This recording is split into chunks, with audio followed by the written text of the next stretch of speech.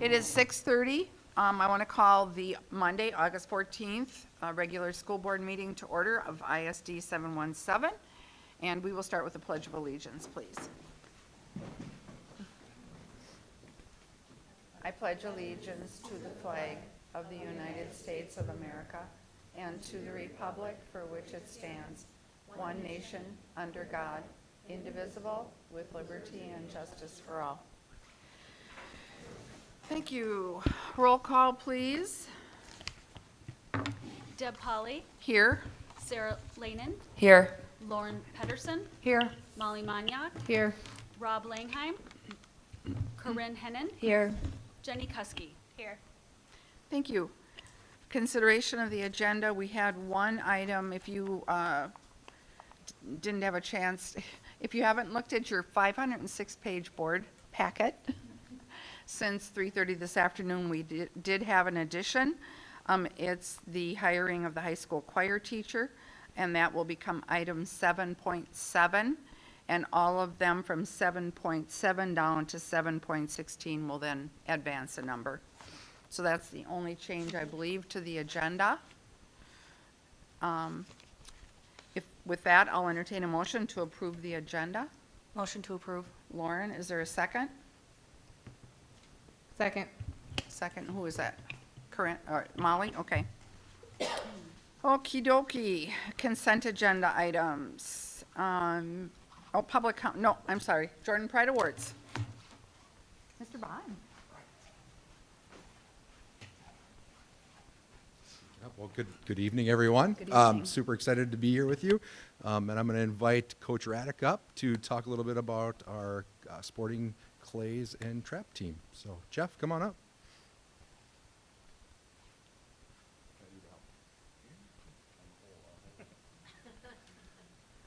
Good evening.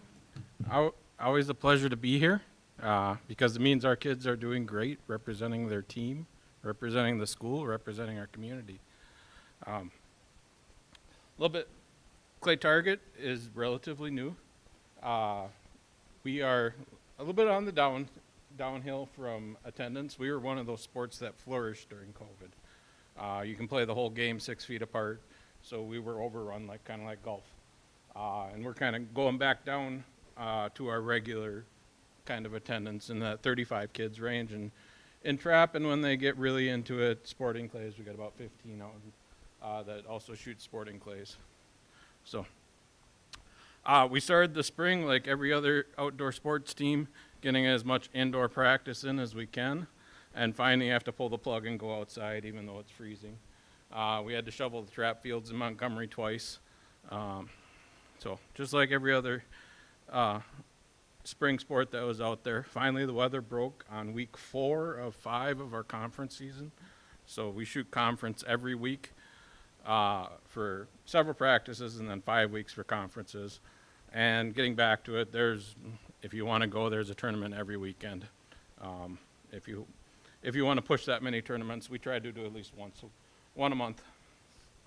A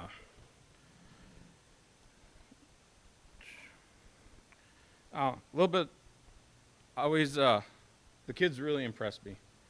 We graduate seniors, and none of the seniors are here, but then the next underclassmen step up, take leadership roles, and we do really good passing our message along and passing our sport along. So, on conference-wise, those are 2 trophies from conferences. Sporting Clays took first in their conference, and Trap Team took second place in their conference. So that was our conference season. As we go through the season, conference averages place seed individuals for the state tournament. We had 2 individuals go to the state tournament this year. On the male side, we had Hunter Lensmeyer, he's a senior, not here, and Nicole Ray on the girls' side. First time we have had 2 individuals placed for the individual side of the state tournament. The team side of the state tournament takes a little bit more effort to get there. You have to shoot sectionals, which is the Alexandria Championship, all schools. Oh, okay, there's 400 some schools in Minnesota. There's 350 trap teams in Minnesota. So they're pretty much almost every single school has a trap team, and you got to work your way through that on a 9-day tournament. We get 1 day to prove ourselves, and it's not like other sports where you can win your class. Here you can win your class and not even be invited to the state tournament. They only give 3 places, first through third, and it's all combined. And surprisingly enough, it's totally different than any other sport. We don't worry about the Lakeville Southes. We don't worry about the Cretan Durham Halls. We don't worry about any of those teams. We actually worry about the New Prague. We worry about Prior Lake. Our neighbors are our toughest competition. And it's really interesting. All those big schools usually make it to the state tournament, but this year it was United South Central. They're much smaller than us, and they took the whole prize. So we shot sectionals in Alexandria. You have to place in the top 40 teams to go to state. We placed 38 finally. It's a nervous wreck by the time I'm done with 9 days, because we shot on day 4, and I had 5 days of watching other team scores to get in. So then the next week is you start over back at 0. All the 40 teams start back at over 0 at the state tournament. We placed 15th. So like I said, it's first all the way down. We placed 15th. That's our second highest. The state tournament for trap has started in 2014. We made it 4 times so far. We made it in 2015, and then we made it the last 3 years. So we're coming into our own, but also the other teams are racing. The bar just gets raised higher and higher every year. So we wonder when we can't keep up, but we keep trying. So on the individual side, we had the 2 individuals at the state tournament, and then we had a squad of 5 and 1 alternate. And then they'll be invited up here in a little bit. Then also we closed out our season with the national tournament. The league that runs for the high school league has a national tournament.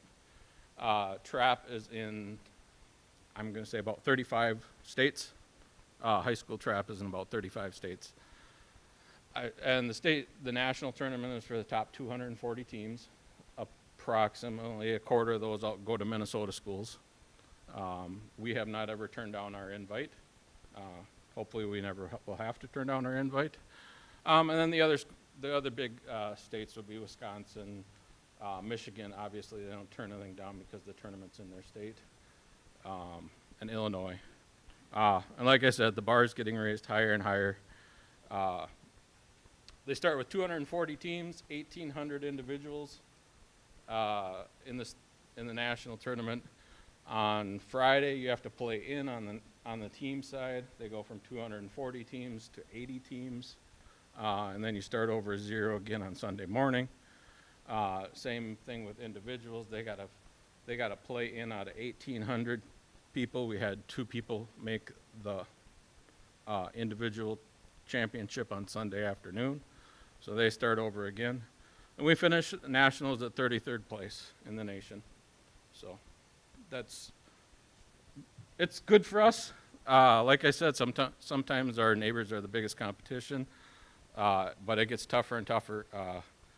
I think there was 1 male in the top 10 from Minnesota, two females from the top 10, and no teams from Minnesota. So we started the sport, but it's running away from us very quickly. So the individuals, do you want me to?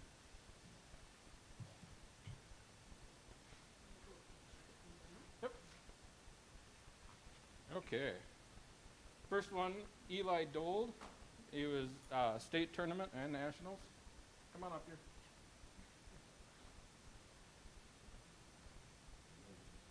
There. Second, Carter Everett, state tournament participant.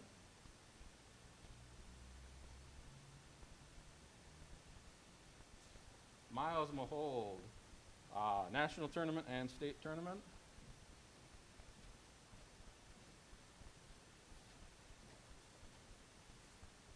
Aaron Shenick, national and state.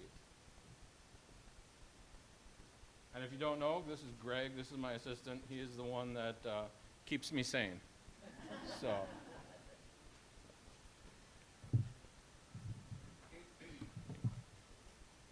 Greg?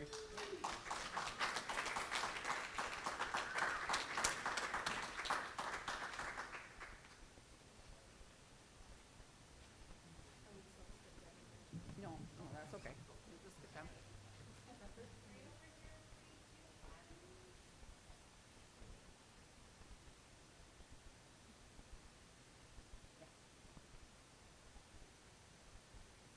Okay, you can stay up here. I want to read what, I want to read what the Pride Award, this is presented on behalf of the district and the board. So it's a Jordan Pride Award presented to each of you. And thank you, coaches, very much for all the time you put into these kids and for just giving them a great opportunity to do that. It's for Clay Target State Tournament and national participants whose endeavor for excellence has shown character, determination, and hard work that represent the values of our school and our community. This is a small token of gratitude to say congratulations and thank you for being a role model to others and to your fellow students. So thank you.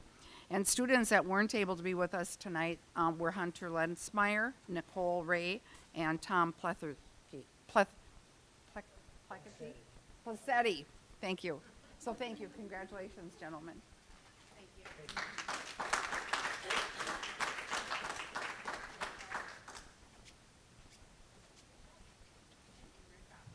Thank you. Okay, no public comments. Consent, we had a ton of things. We have the July 10th regular meeting, the July financials.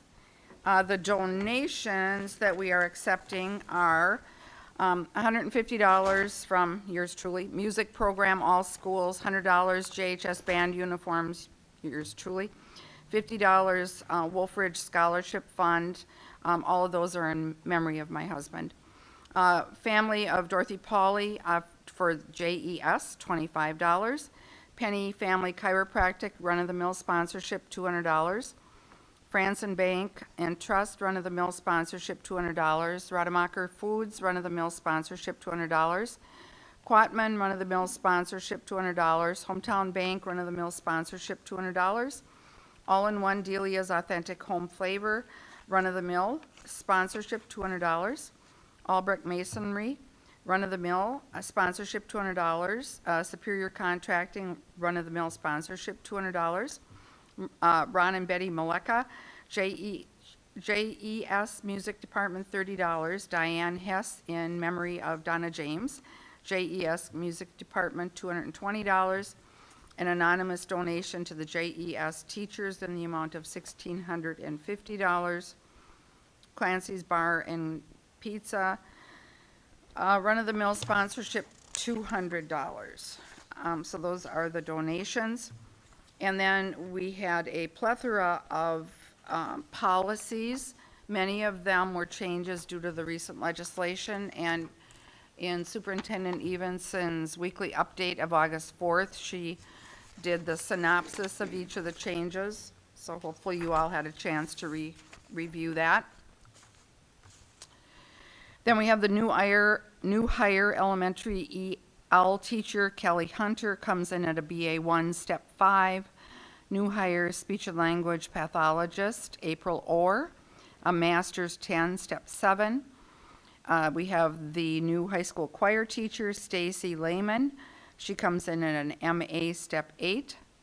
New hire JV cross country coach, Laura Tice, per schedule C. New hire middle school cross-country coach Jennifer Boyk, Bolson, Schedule C. New hire girls C Squad soccer coach Kevin Shepard, Schedule C. We have an assignment change. The high school building nurse administrative assistant position is covered by Jennifer Pass. Leave of absence for our middle school special ed teacher Lauren Buckman. Leave of absence, our middle school special ed teacher Chania Reeling.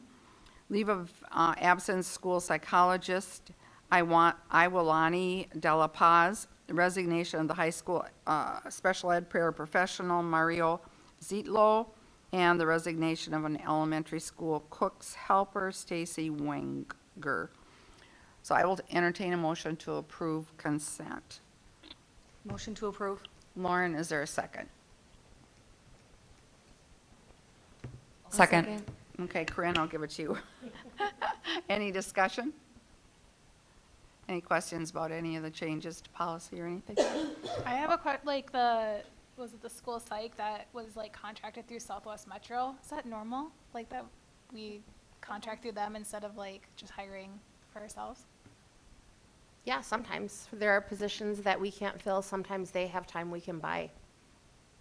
So It's very that- common. It does happen quite a bit for different positions.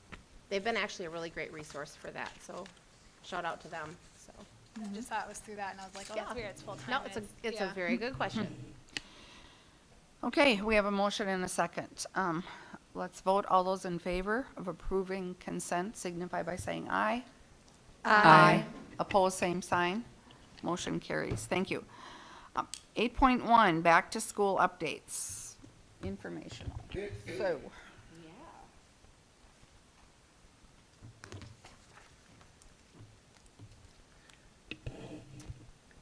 Okay, well, Corinne, I think you told me to calm down back in June when I said, oh my gosh, it's almost time to start school, but you did give me the go-ahead, now I can panic, right? No. We can flip to the next slide, but I just thought it would be important just to, do a quick back-to-school update and all of that, plus it's fun just to tease you a little bit, Corinne. But we are super excited to see our students. We're in the final weeks of preparation and truly cannot wait to have our kids back and our staff. So I thought it'd be good just to give you all a brief update. New school calendar that you approved in December, we're off and running, ready to go with that. Start and end times we communicated to families a few weeks ago, sometime in middle of July, I think. So that actually went really smoothly.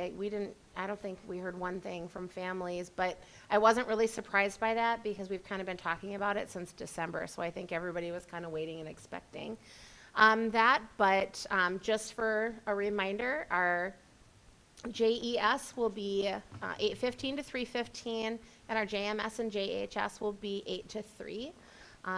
That'll be really nice for families because our bigs will be home before our littles or have a little bit of extra time with that. So that we are ready to go and off and running. We've been meeting with Benjamin Bus. Shout out to Benjamin Bus. They're always so flexible and can do and make it work. Really appreciate that. We've had to have a lot of conversations because we're still having some construction fun with what's happening over by Sawmill and Highway 21.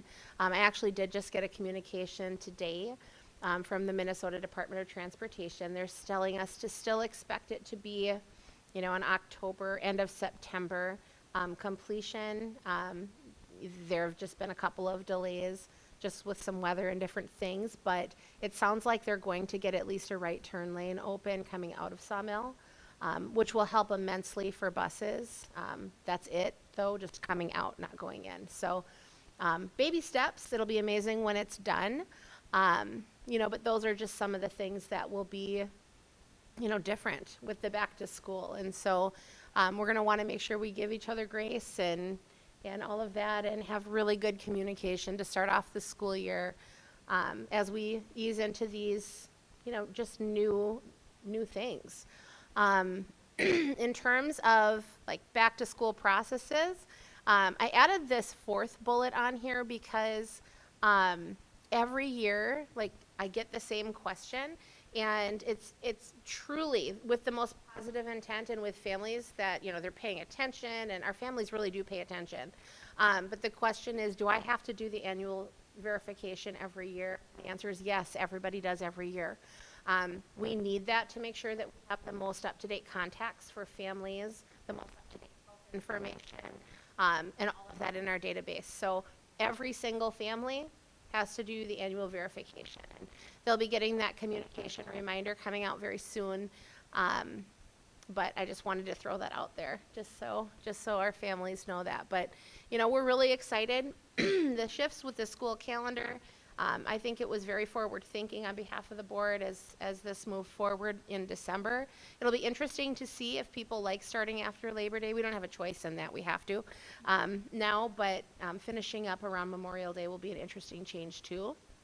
So I'm looking forward to that feedback as we go through that. And then one other big shift to make that happen was pulling out the staff development from, during the school calendar. So our staff has been doing some of that time ahead of schedule, plus we're gonna have extra workshop days for them to start the year. So we'll have to see what that looks like and feels like going into this year. But this was brought forward by staff, for consideration, and it's something we can do. I think it'll be interesting to see, and I'm excited for that feedback. Since I had you, I wanted to also just express some gratitude. During the summer, another thing that I get asked a lot is, it must be nice in the summer, things slow down a little bit. Not really, because we are really intentional and focused on getting things ready for the start of the year. And that planning actually usually starts around January. We start talking about what's happening in the next school year. And so I just wanted to say thank you. We have staff, teaching staff who've been, taking classes, doing trainings, working really hard to be ready for our kids. And they want our kids to have the best of everything. So thank you to staff that have been doing that. Our parents and community have been extremely flexible with all of the construction we've had going on in our parking lots at the high school, sidewalks, and our circ lot, and just supportive. I've heard nothing but support. So really big thanks to our families for their patience and flexibility. Our admin team, and they're in the room tonight, huge thank you to our admin team. They have been so busy, with staffing and filling key positions. I will say, compared to what I've heard in other districts, we're looking really, really good. We have a couple of key positions, tough to fill positions that we're still working on. A couple of para positions, but maybe they're filled because I know they were interviewing Friday. I just haven't touched base. I don't know. But busy with that, finalizing schedules, the legislative updates, just for a fun visual. This is like 6 pages of things that we have to pay attention to make sure we're in compliance. That's, that's a lot. So thank you for that, and much, much more. And then also I wanted to mention our custodial teams, our buildings and grounds. We, first of all, have the nicest people, but we have the best people. They work so hard. So thank you to them as they're preparing our learning spaces for our staff and kids. Our district office team, who works hard all summer enrolling students with the and building assistant, all of that. So thank you to them. They've been working all summer to make sure things are ready. And then the last thing I have to say is our summer program staff that do targeted services in ESY.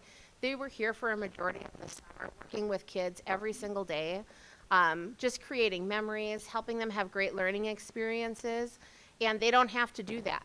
I mean, it's an extra thing that they do, and we have some of the best quality programming, so I just want to say thank you to them publicly, because that helps our kids be ready for school. So big thanks for that, a lot of gratitude. Important dates and coming events. This is something that I always put in the weekly update, so I know you've seen it before, but again, a rundown of things before we know it. These will be starting. We're going to have our new staff workshop on the 22nd. That is a really fun tradition. We do things like give them a tour around the city of Jordan and the community. They all go, to breakfast at the feed mill. Like, there are different things we've done. And it's just really a neat thing to help them acclimate to our Jordan pride and Jordan experience. Staff workshop begins. Some people will have a flex day that they're doing some work on the 23rd as well, but our official start to workshop begins on the 24th. For you to note, district breakfast will happen on the 28th. I think that's a Monday morning, 7:30. We'd love to have you there greeting folks as they come in. And then we kick into open houses. Make sure you come with food trucks and all of that. Walk through the buildings, greet families. It'll be a really fun event. And then it's just that transition into school. So a lot of fun coming up, a lot of excitement, and honestly just can't wait to have staff and kids back. So any questions? I know that was a lot.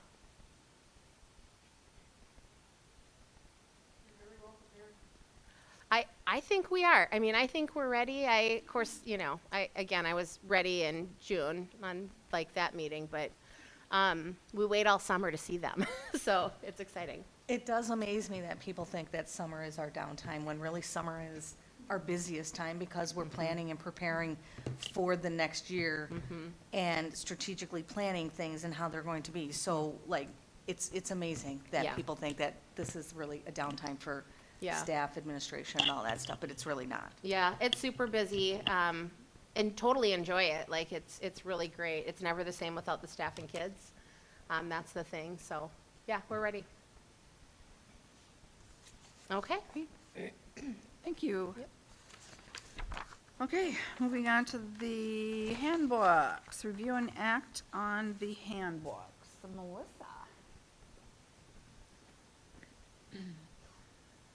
Good evening, Superintendent Evenson and school board members. Thank you so much for letting us all come here and share all the fun work we've been doing this summer with all of our legislative updates and compliances. So I'm not going to read through all of this. I'm going to hit the kind of key points that have probably changed the most from the previous year. One of the things that we shifted in all of our handbooks, we know that we're continuously evaluating our staff. And rather than maintaining it with names specifically in handbooks, we decided to reference our staff directory. It's a little bit easier electronically to update those items. So that's a shift that you would have seen in the elementary handbook. Another piece of information as you look here into the changes and additions is for us, we are moving towards, instead of our school social worker helping with attendance, we're having our behavior specialist more involved. It aligns to what the high school and middle school are doing as well in regards to having those staff members. Part of it is the relationship our families have with our school social workers tends to be more of kind of that support and confidentiality, and they need to feel safe. Not that they don't with those other staff members, but the role of a social worker really is to provide that family support system. And if they're calling on attendance issues or tardies or things like that, that kind of puts them in a tough place because it seems very punitive, like with them calling for that information versus how can we help. So that's where we shifted that in our attendance reporting. Superintendent Evenson talked about our start and end time shifting, and we also are trying to plan ahead for construction. And so one of the things with our dismissal is we used to do 2 pickup and drop-off loops at the elementary school. We are going to go down to 1 loop in the back. And I know that kind of raised some eyebrows from people like, what? What do you mean we're going to down to 1? Part of it is, like I said, planning for that construction project, knowing that our front area is going to be impacted next spring. And rather than trying to do some mid-year or late-year shifts in how we do arrival and dismissal, we thought we would just start with the school year when it's new and fresh and we can have all of those procedures established right away. So some of this is also being done to help prepare, so we're not doing a ton of changes with our projects coming soon. A couple of other things. We're excited that our SRO is going to be more involved this year with some of our emergency drills. So with new legislation now, we're going to be doing more with walking and biking safely to and from school. So we're going to be utilizing her expertise in our buildings to talk with students and staff about that. As we scroll down, a big part at the elementary is the incorporation of the READ Act. That replaces the Read Well by 3rd grade, and some of the literacy work we are doing is really directed towards that. So that is a big shift in our staff handbook that we'll spend a lot of time this fall unpacking as a staff. And then finally, looking at just a few other things, recess once again just aligned to state statute and the new legislation as far as not being able to take recess away from students as a consequence unless it is tied directly back to their behavior at recess. and just making sure that we're monitoring and adjusting as needed in that area. And then a few other things are just little things that have shifted from previous years with names. For example, School Dude shifted to Brightly. Any questions for the elementary school staff handbook?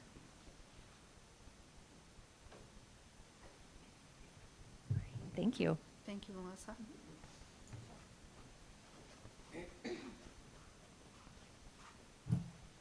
All right, good evening. Just let Renee pull that up.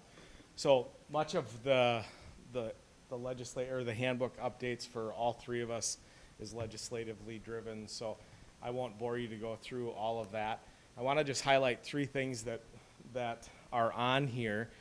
Back at our retreat, we talked about adding back in some honors, accelerated programming for our 7th and 8th grade math. So we have aligned with the high school, so we have that 7th and 8th grade advanced math. So the language is the same, so it streamlines and flows right into the high school. So I just wanted to highlight that as we talked about it at the retreat, and it came to fruition through the scheduling process.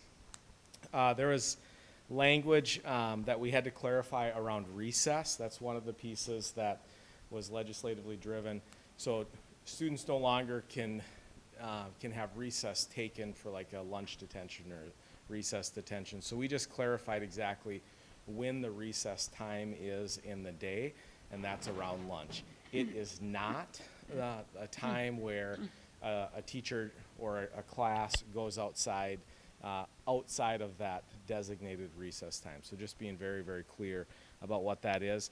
And then something that we're adding on October 2nd, and this actually came through our faculty council, so that we're over communicating with families about what's happening inside of the classroom on a day-to-day basis. So through our flex days, we've done a lot of communication, but our faculty council actually came up with the idea of doing a curriculum night. So that is going to be on October 2nd. So it's deep enough into the year where people are kind of getting back into the rhythm. There's not so much new happening. And then they'll be close to, or they'll have just had one of the first assessments. So communication is something that we're really going to be focusing on throughout the year. This is one of the components of that to make sure that families are well informed as to what's happening inside the classroom. And then how can families be involved and be engaged and be active participants in their child's educational process. With that, I will just make a recommendation that the handbook be approved. Any questions? I'm just curious, how many kids in the 7th and 8th grade, did you just do one section for the advanced math? It's just one section, yep. Yeah. So about, I think it's 32 is where we're at. So we invited those, we looked at different data points, triangulated the data, invited the top 32 kids from a data standpoint, and then we're going to make sure that the class is filled. Because if you have a small number in that class, it balances, it throws the balance out in the rest of the classes. I just wanted to get clarification. Is it together, 7th and 8th grade No. together in one class, or 32 for 7th grade Yep. and 32 for 8th grade? Yep, so there's a 7th grade section, Okay. and then there's an 8th grade section. Okay, I just wanted to say it's nice to see you back. I haven't seen you in a while, but it's partially my fault too, but it's nice to see you. It's good to be back, so, all right, thank you. Thanks.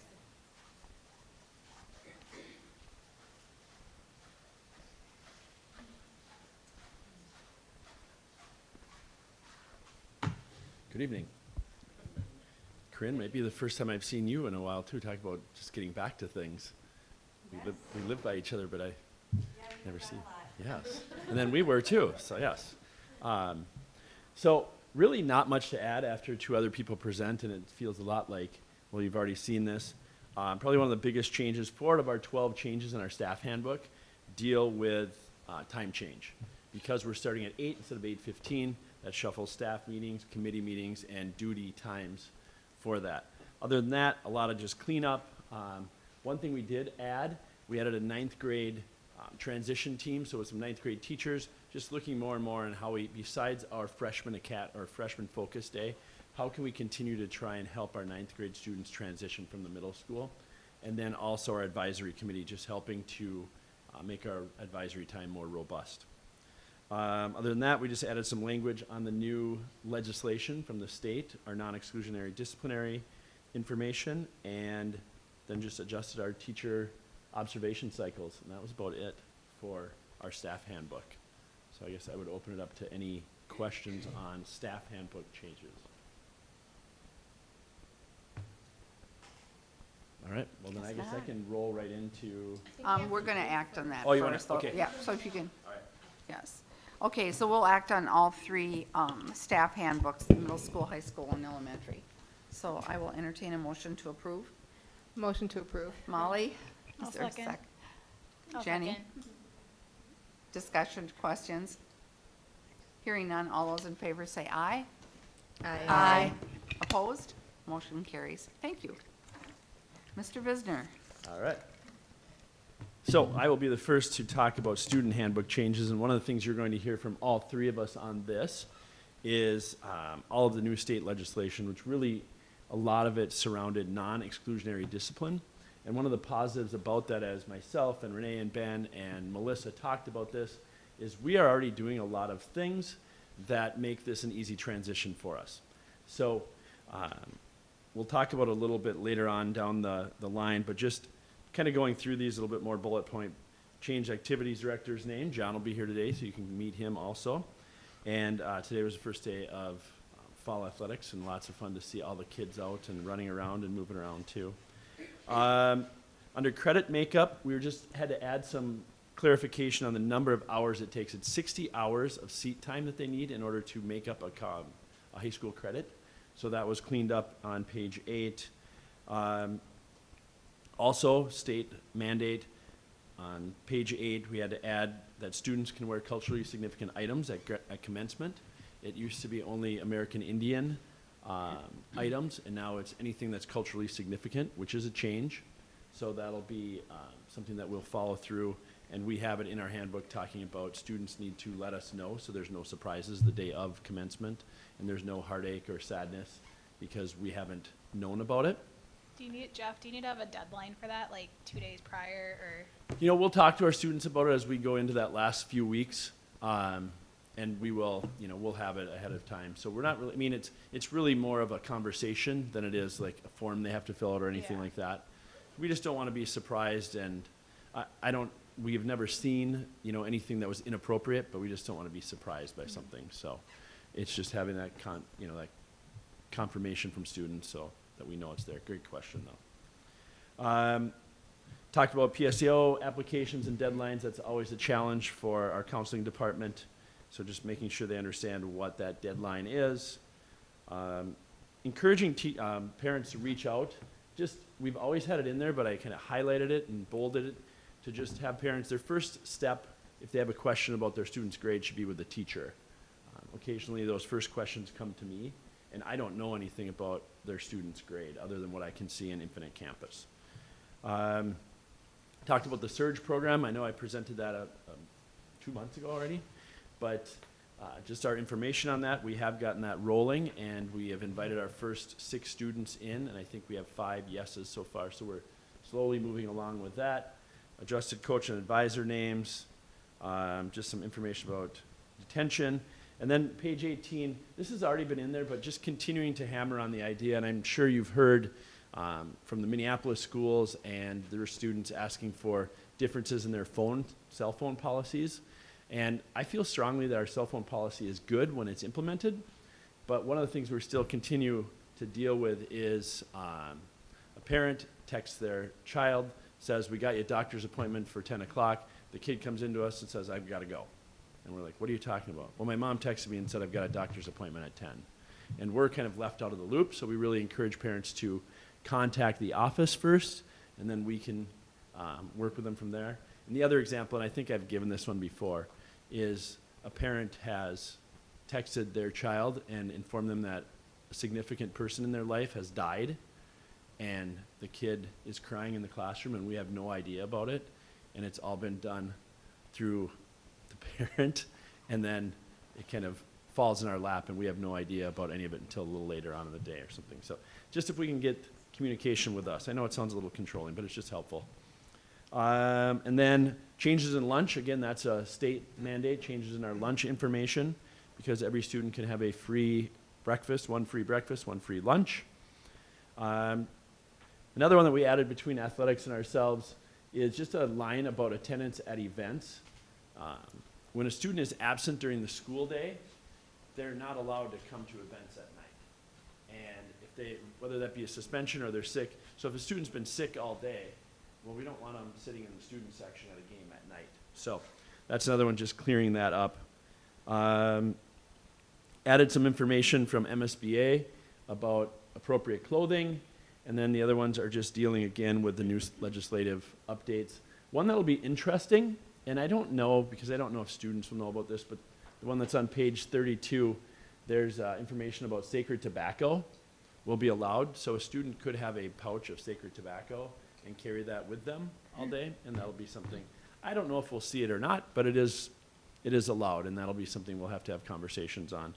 And obviously with that sacred tobacco, we know who our APAC students are. So if they're outside the APAC students, it wouldn't be allowed anyway. And then just our information on the non-exclusionary discipline. And then we added a policy, and I don't remember all the details of this one, but I had a note in my notes from our policy committee. We needed to add the policy on religion, policy 609, needed to be into our reference policies.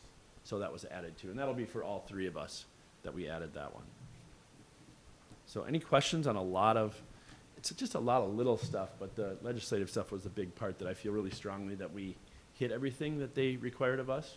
And we've all been to multiple webinars about it too. And I think we're in a good spot. What are the increased consequences above 5:30? I was just gonna ask that. Just more detentions. I mean, it's really, it just adds to, you know, it's like, it's that after school stuff. You know, that was Jeff, kind of got 1 year to get his, Jeff Chris got 1 year to get his feet wet, and he's like, really, I think this is important. And it's just, what we saw last year is with, Gus had gone away from like after school time, and what we found last year, Jeff did that, and parents were really supportive, like, thank you. And so it was nice. So we had good support, and students that did it actually enjoyed it. It was like 45 minutes of quiet time, and they got their work done, and it's like forced study hall time for them after school, so that was good. So How does that impact practice? it's, I mean, it depends. It's, some kids can find ways to do it either before school, so they don't have to miss a practice, or they work with their coaches and they miss a practice. Okay. Yeah. And coaches are supportive of that and hold their students accountable. No student wants to tell their coach they can't come to practice because they were late all the time or whatever it might be that they had a detention. Good question. I think it's a good idea. Yeah, Start holding them accountable. yeah. Ours Oh. is tied with prom. They don't have their detentions made up. They can't go to prom and things like that. So kids like get them done. Oh, Molly. Maybe that'll motivate them. Yes. Yeah. Any other questions? Great questions. Thank you for that humor, Molly. Oh, man. Thank you, Jeff. All right, thank you. All right, so, student parent handbook, very similar changes to what Jeff talked about from a legislative standpoint. The non-exclusionary discipline, there will be a lot of discussion about that throughout the year. The free meals, you know, there was malicious and sadistic conduct was added into the discipline piece. So, but I just want to take a moment and highlight a few things that are specific that I think it's important that you're aware of. During COVID, we allowed students to wear or carry their backpacks. We are not doing that moving forward anymore for a whole host of reasons.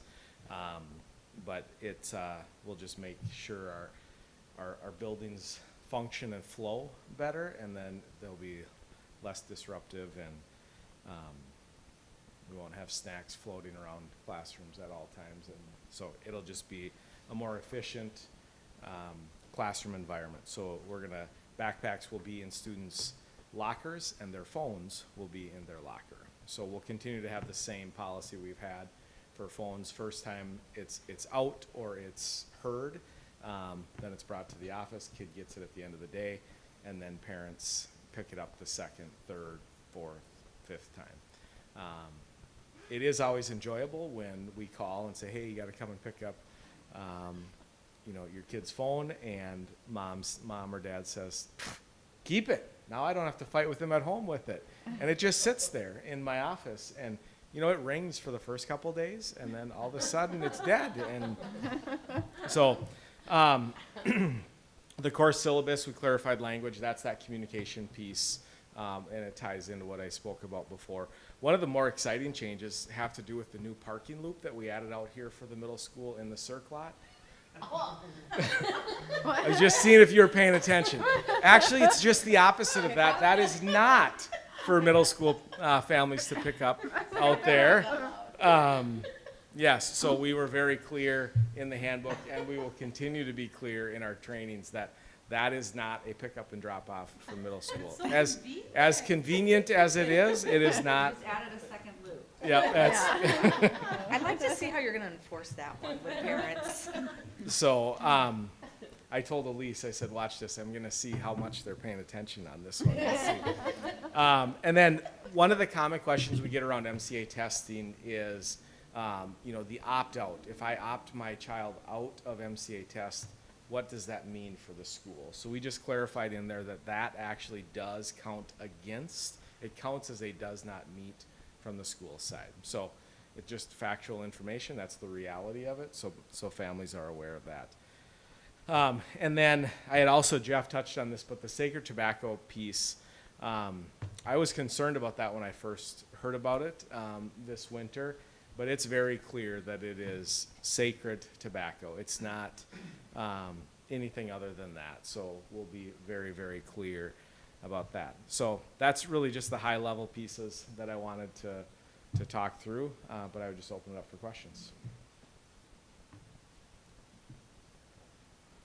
Can they carry their backpacks at the high school, or is it just at the middle school? Yeah, okay, so it's just at the middle school. I think there are students who don't even have lockers in the high school, right? Opt out. Yeah. We give lockers, we assign lockers for ninth grade, and then 10th, 11th, and 12th, they get an email in the summer and says if you want a locker, Oh, Like you opt in. request one. okay, so it's They just a don't. middle school They- thing. Yep. You'll be shocked, they come in the middle of winter with no jacket, Oh, yeah. no shorts on. They don't- Like most kids? That would be my Like children. that's like my kid. I was gonna say, All right, thank you. Thank you, Ben. it's Minnesota. All right. As you are probably noticing, a lot of the information on our parent-student handbooks, you already saw in our staff handbook. So a lot of this is aligned so that we're really clearly communicating expectations to our families as well as to our staff. A couple of things that Jeff and Ben have not maybe touched upon that I'll just go a little bit deeper into. One of the things, just like the middle school, we defined our recess time so that was clear, because we also know that we have staff that take kids outside for morning breaks or afternoon time or Friday fun. So we define that, as well as lunch, because one of the other things in state statute was talking about students couldn't have their lunch time withheld for a significant amount of time due to disciplinary action. So part of it was just redefining what times our lunches are. They align to our master schedule, because we also have snack happening during our day. So the share cart is something new for our elementary school. I believe it's been something perhaps tried or talked about at the other buildings. We do see quite a bit of food waste. Part of it is just kids at this age can be kind of picky eaters. And so we're going to try the share cart this year, where it gives students a chance to put their food from the lunch line that could be reused or could be taken by another student.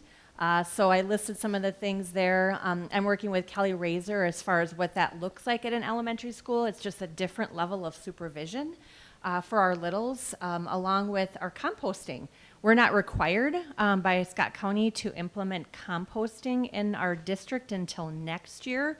However, Dan Lehman has been working, Jeff's already had some of this working in his building already, but really beefing up our recycling and composting. So we're going to be also doing that in our lunchrooms this year. So that's a big change for us when it comes to process and procedures for our littles.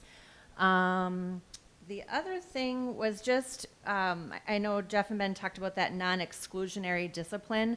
Like Jeff shared, we're already doing a lot of the things, but what we maybe needed to do better was to be clearer to our families as far as what those procedures perhaps look like, so that it was clear communication to our families as far as we don't move forward in our discipline policy as far as we really want to keep kids in classrooms learning. That's our priority, and we're going to do everything we can to support them along the way to make that happen, along with our staff, because we also want our staff to be able to do as much instruction and teaching as they can. So it was just redefining in our handbooks what it was that our process and procedures would look like so parents were clear. But other than that, everything else pretty much aligns to what Jeff and Ben had already mentioned in their parent-student handbooks. Any questions for the elementary handbook? I just want to, I can't believe I didn't ask this to Ben and Jeff too. Can you just, someone provide me an example of what the non-exclusionary discipline practice is at a grade level between the Yeah. elementary, the middle, Absolutely. and the high school, because we are no longer taking certain privileges away, so. Really what that means is non-exclusionary is not taking them out of the classroom. So what can we do within the classroom setting so students can stay in and learn? For us at the elementary school, it might be our WIN paras going into the classroom to support students who are struggling with behaviors rather than removing them. It might be just sitting next to them and having, a quick conversation about, hey, is everything okay? How are you doing? It could be where we have students who might need a quick little movement activity that maybe we could do just right outside the classroom so that they're still able to hear that instruction that's happening, so that they're not missing the learning. That was a key piece of legislation, is not having kids miss learning. Another thing is making sure that kids, if we do get to that place where we've tried all of these other steps and the best is for that student to not be in the classroom, to making sure they had every bit of access to the educational resources and homework and the curriculum, and just making sure that was clearly defined in there and that it was happening. Like I said, stuff that we were already doing. I don't know if Ben and Jeff I want just to wanna- elaborate a little bit more. I just want to add one thing. I think it was Monday or Tuesday. It was either MSBA or MASA. I was in a session with the Department of Ed, the group that is heading up the non-exclusionary discipline measures, and she started with, you're all already doing this, but, and I was like, okay. So it's truthfully following our procedures with PBIS and making sure, there is an assumption we jump right to suspension with kids. Now, if there's a safety factor, yes. If it's one of those, things in our discipline policy that we're required to do that for safety, yes. But we do many, many things with many, many students prior to ever even talking about And suspension. a lot of it's very proactive. Yeah. So, Pre-teaching. we're doing a lot of conversations with kids on expectations, from the very first day all the way through. It's an ongoing review. So more of it is just being proactive in the conversation versus reactive. I don't know if you guys want. Yeah, proactive would be, like, I know Ben does this a whole day at PBIS, but I will meet with every grade level during advisory, one day during the first week, and we talk about expectations and all of our pride and all of those different areas. So that's one area where we're proactive. All the teachers go through their syllabus and their class expectations and applying that pride acronym to their classrooms. Those are all examples. And I guess the other thing is just, here's what the provision says, because I screenshotted this from the meeting last week, because I think it kind of sums it up best. It says, no school shall dismiss any pupil without attempting to use non-exclusionary disciplinary policies and practices before dismissal. And then it goes on to say, except where it appears that the pupil will create an immediate and substantial danger to self or to surrounding persons or property. So basically it's saying, it's not written for us. We're doing things the right way. It's people being suspended for what's deemed as no apparent reason. We're also, oh, sorry, go ahead, Lauren. So we're basically just educating the public that we are already doing these things that have been put into legislation. And there's really no change into what we're doing and how we run business. It's just not being business, but clear with business. what we already do, which is what, we talked about. Part of it is also, one of the new pieces is giving families an opportunity to submit when they are feeling like it hasn't been a fair process, or maybe there's something that wasn't done in the best interest of their child. So there's a way for them to fill out a report or a request for us to revisit the investigation of what happened or the incident. So that is a new piece of information, but all three of us, probably at some level, we're doing so much of that anyways, but now we have an official form. Okay. So, I'll try to be brief on this, to be very blunt. This legislation was written not for Jordan, and not for schools that are doing what need to be done. The vast majority of school districts across the state are doing this. Now, there is a disparity in students that are suspended, but instead of taking a scalpel approach, which that's what should have been done, there was a blanket approach across the whole state. We could have looked at the data, or the department could have looked at the data and said, we're going to support Jordan Middle School because Jordan Middle School has a disproportionate number of students suspended. That's not what they did. They did a blanket thing across the whole state. So we will continue to use best practices, and we will, call them non-exclusionary discipline, because that's what they are. So to start out the year, we're going to teach our expectations, and we have very, very high expectations in all three buildings, and we will continue to do that. So we will teach it, we will reteach it, and the language that we use is we have a conversation. And if a student doesn't change their behavior with the conversation, then they get a consequence. And then if they don't learn from that consequence, they are communicating, because behavior is communication, they are communicating that they need a higher consequence, and the language we use is a punishment. And we will continue to do that because it's best for kids to have very clear boundaries about the expectations within the building.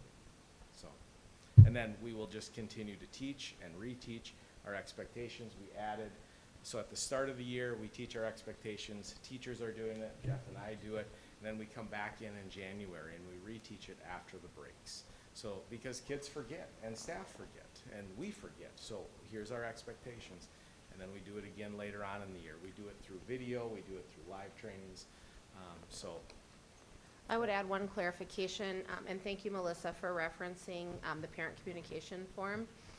That's in relation to the Pupil Fair Dismissal Act. So if you have a student that is suspended, along with the suspension notice that articulates the why, the how long, all of those things, you get what's called the Pupil Fair Dismissal Act, and it's basically the student's rights. So if a parent feels that within the suspension, there's something that, they're not happy with, then they can, submit that form, and we can work that out with the family. Another thing that changed quite a bit was that reference to students in grades K-3 not being suspended, and really revisiting that piece, which, really impacts the elementary mostly, but it still, once again, doesn't change what we've been doing. Anytime there was a suspension that happened, we followed all of the same types of policies, procedures, processes, to make sure that before that happened, we had exhausted every other option to help support that student and their family. We're a restorative practices district, so we use a lot of that with our families. We invite families in a lot of times too to resolve things before it gets to that place. So families are very much probably in the know here in Jordan before things get to that place. Like when we have that conversation about the punishment side, like Ben referenced, our families aren't that surprised because we've invited them in along the way. One thing I would add too, that we've done, so if we happen to get to a space where we do need to look at a suspension, right on the suspension form, we've added the non-exclusionary discipline measures that have been implemented, so that we have a record of that as well, and the family has that information too. Does that policy affect us in Jordan a lot, the K through 3 suspension? Do we see a lot of suspensions in elementary? We have. I mean, our discipline, incident report is accessible as to the public. You can look it up on MDE. It happens with regards to everything else, K-12. If it's appropriate for that student, and if it's what's important to be mindful of with the learning and teaching environment, because that's the other thing is that, we have to be mindful of what we do for discipline for students, but we also have to be mindful of what the rest of the students in those classrooms are also needing. So looking at when we make these decisions, it's done with the individual that's doing the behavior, but then it's also being mindful of how is this impacting and affecting the other students and the teaching and learning that's happening. So there are times where we have suspended elementary age students, but it's definitely done with a lot of other things put into place before that happens. Sure. And if it does, it's usually a safety thing. That's why it happens. Is there were somehow things were unsafe for that student or the other students or staff in the building. Thank you.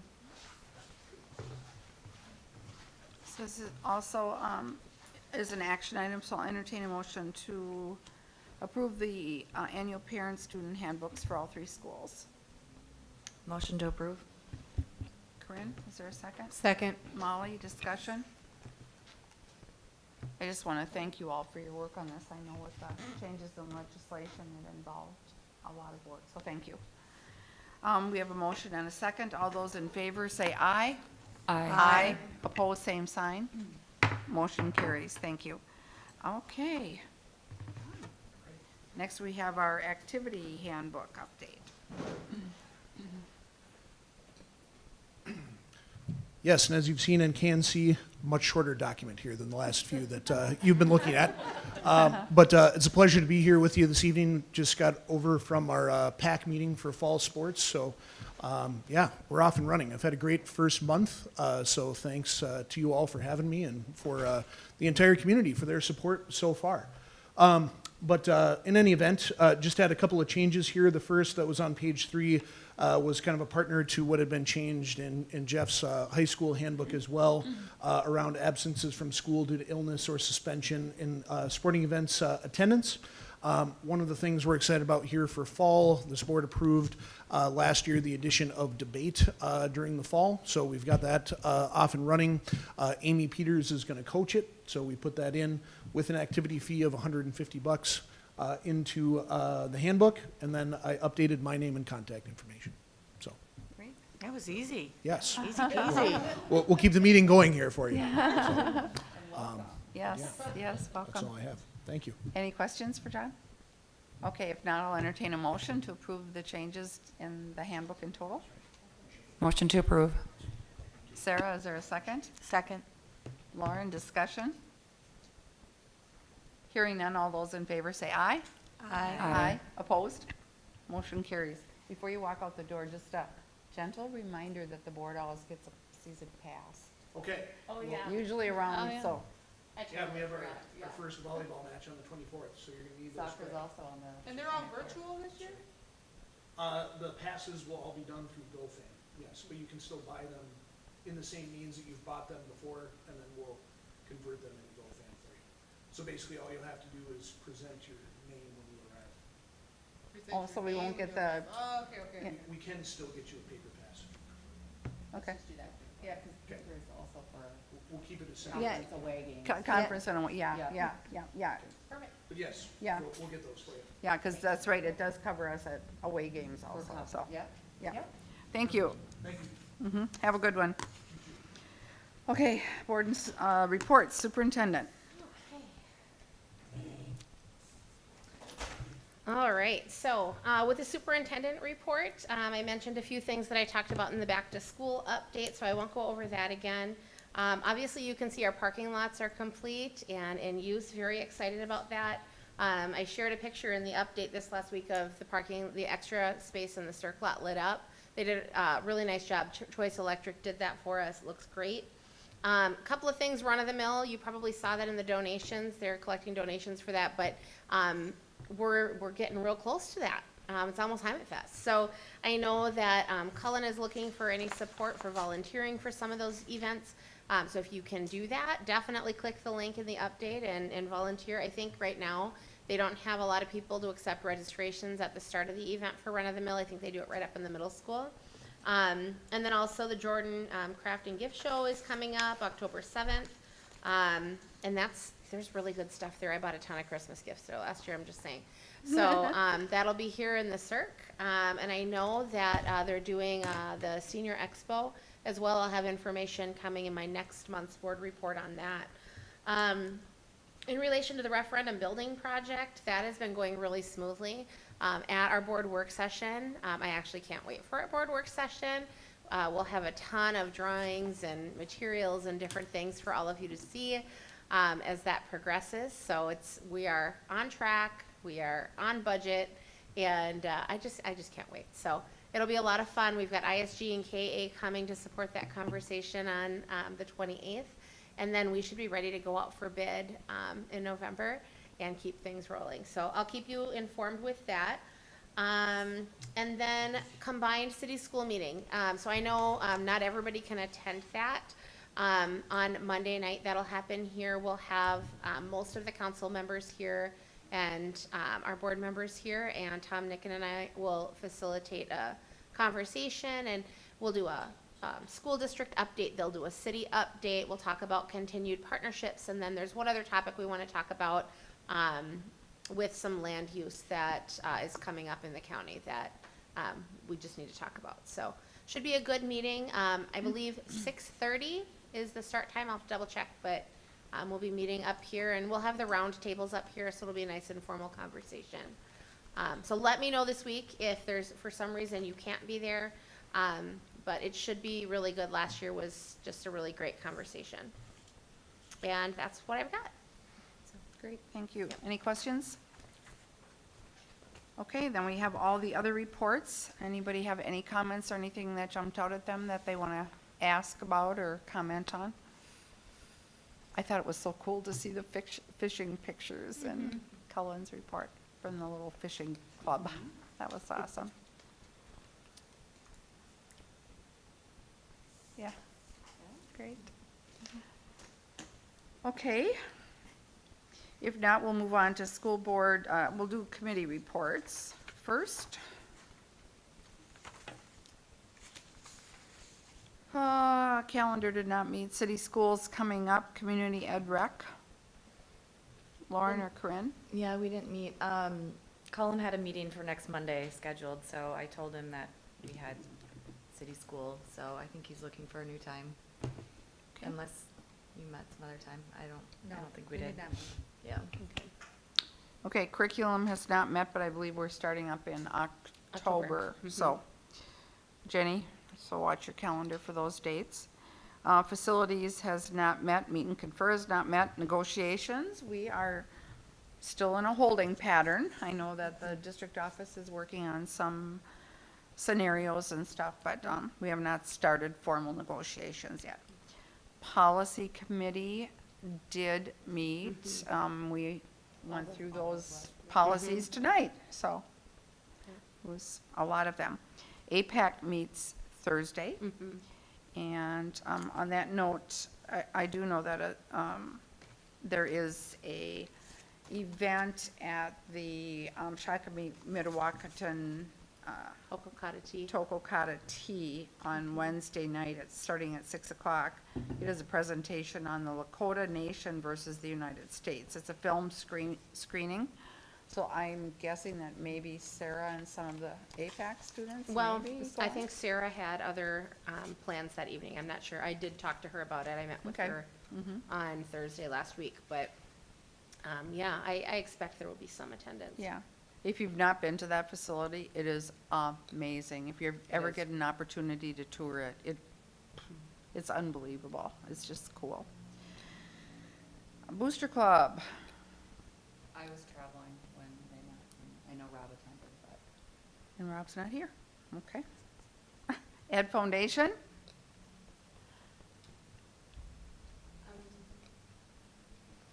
I feel like they met. I know that Jenny Carline sent out, I was somewhere else too, but they sent out kind of their plan for the year. I think they're going to meet quarterly this school year, which makes a lot of sense.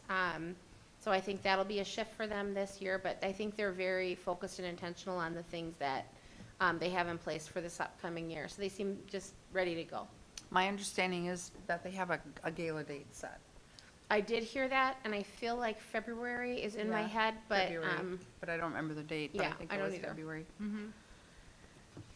Okay, legislative, pre-delegate assembly is coming up for MSBA. They will be virtual. And that is an opportunity to see what's going to be going on legislatively, and in light of everything that happened last year, it's a good idea for us to get on board. It will be September 12th, 13th, and 14th. You can pick any of those virtual nights to log in. You just, MSBA will be sending emails out. You can just log in and get on board and give input or just listen or whatever. It's what they do at those meetings is they give an update of what happened, anticipation of what they think might be coming down the pike at legislation, and then they're also seeking input on resolutions. And Lauren's very familiar with this process because she's been a delegate to delegate assembly. So that's coming up. And also in that same vein, all of us are up for reelection. So if you're interested in being a delegate again, or if anybody else is, you need to get registered through MSBA, and then there's an actual election that happens for all of the districts in all of the schools in District 13, Director District 13. If you do become a delegate, it involves a two full day commitment in addition to the pre-delegate assemblies. It's actually more than that. They have a day before before the actual delegate assembly where they have a gathering and they go through all the resolutions and stuff. And then delegate assembly is the first Friday and Saturday in December. It's a 2-day commitment. So if you want any more information about that, talk to myself or Lauren. I'm And- just gonna add that, like, I am so glad that I did that, like, so even though our term is up, I'm gonna do it again, hopefully I get back on again. You learn so much at those meetings and listening to those calls about what's going on legislatively and how MSBA advocates for schools and school boards and things like that, from what they hear going down the pipeline. I absolutely love it, so I know I'm gonna redo it, but I would encourage you to do it, but don't take my spot. Or mine. I love it. I absolutely love it. And I'm so bummed that I didn't do it so much sooner. Yeah, typically, they have a little bit of a challenge filling all the seats because I think we're allotted, it's a formula they use, and they use the number of students that they have in our Director District 13, which goes all the way from TCU up to Watertown, Mayor, and as far Prior Lake to Norwood Young America. So it's a big area. So anyway, keep that in mind. Okay, MSHSL, nothing other than they're gearing up for all the fall sports and fall activities. Scale? I went on Friday. We had, first Elko Newmarket, their city administrator came in, was sharing they were the host, so they always share like what's happening in their community. They actually have a pretty significant project happening with Niagara Bottling. They do just some brands that we'd notice and probably buy with different water bottles and things like that. But it was kind of fascinating hearing him talk about how they've, used their land to do that and just the revenue it's going to bring in to their area. So that was kind of cool. We also had the state demographer and somebody from DEED come and talk about some of the rapid changes and challenges just within the state. Different things I wrote down. 78% of Minnesota growth was in the 7-county metro. Within Scott County, 12,200 jobs grew from 2012 to 2022. Within the labor market, there were 70,000 new jobs and 1.3 million exits or openings. That being said, we're still historically low with unemployment. They said that Minnesota gained 99.6% of jobs back that were lost during COVID-19. But it was just interesting kind of to hear about some of the trends and different things, and it was more informational than anything, but just interesting. Good. Yeah. Scott Questions? County is one of the fastest growing in the state. So, Thank you. Yep. SEAC, I don't think you met, and Southwest Metro. We are in the heat of negotiations. I think we've met, oh golly, I bet we've met 8 to 10 half days already negotiating. And we have, right now, I think we have 4 or 5 more meeting dates set up, so it's a work in progress. They'll be doing the bus tour again for Southwest Metro. I don't have the date for that. It's September, Oh. I believe. I do, it's in my office. I'll put it in the update. Oh, it's the 15th. Okay. It's a Friday, Yeah. yeah.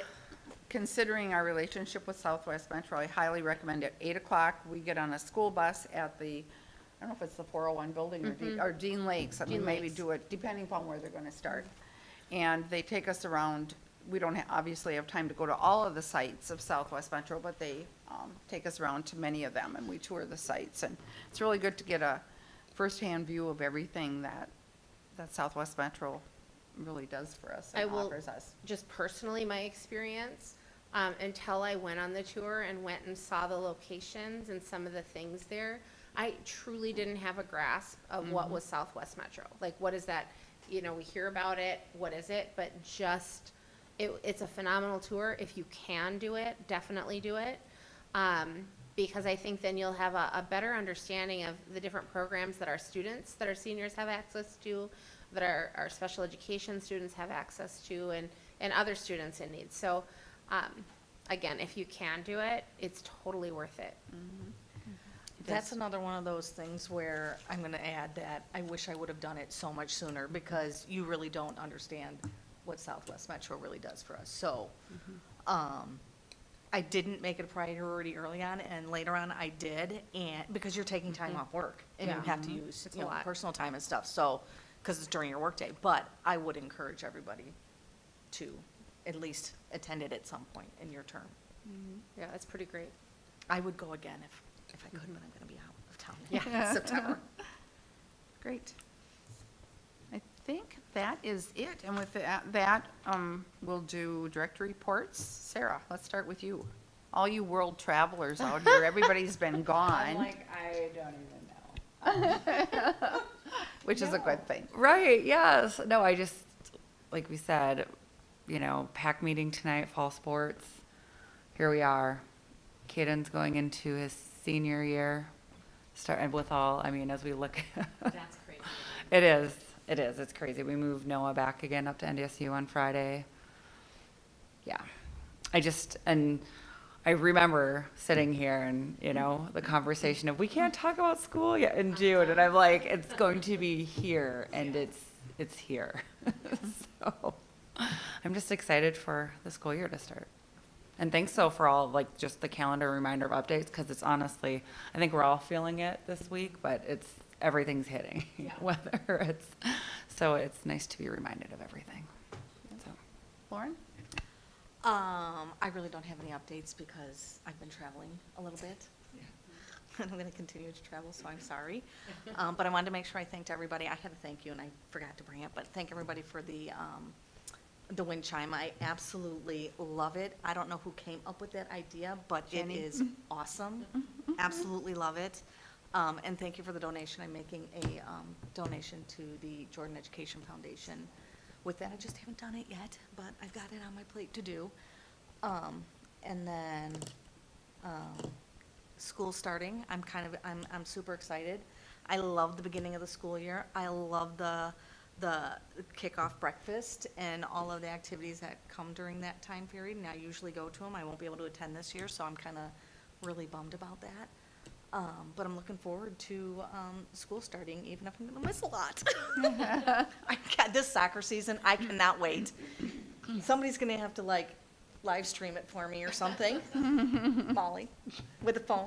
Oh, and somebody's going to have to take over photography. Someone's going to have to take my camera, walk around the little track there. No.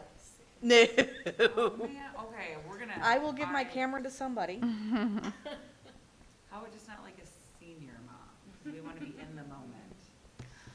Maybe Anybody Erica can- would. You'll have to ask Jeff for an inspiring photographer, like Who? high school student, like someone that's inspiring to be a photographer. See if they would do it.